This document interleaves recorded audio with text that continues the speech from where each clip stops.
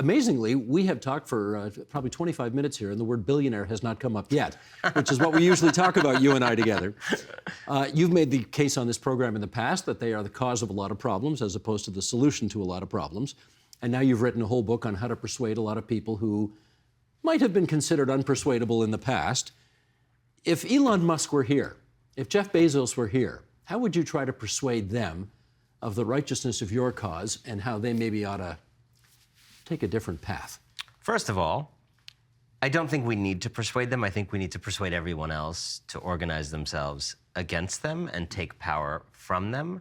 I don't think there's much value in persuading people who have an enormous vested interest in preserving their own power to do right by others. But I will accept the hypothetical. If they were here, I think what I would say to them is what I often say to people in those situations, which is, you're not violating my value. I mean, you are violating my values, but that's not the issue.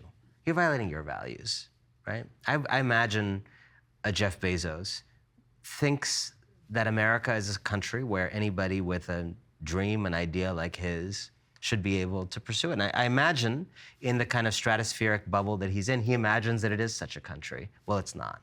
If it's important to Jeff Bezos that America be a country in which anybody with a dream can realize it, he needs to realize that the American dream is something you literally have to fly overnight to Europe to access.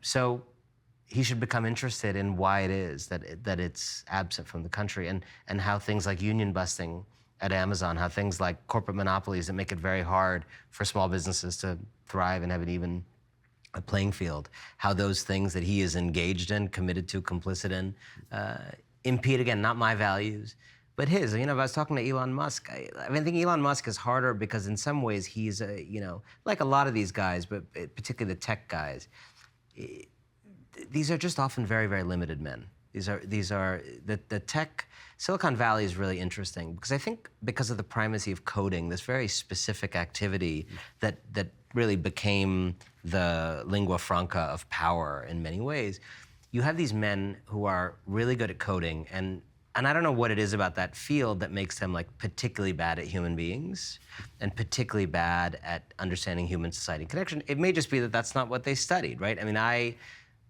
study human beings for a living and I'm really bad at coding. And I think if I were put in charge of Facebook, I think I would run that as poorly as these men are running, human conversation.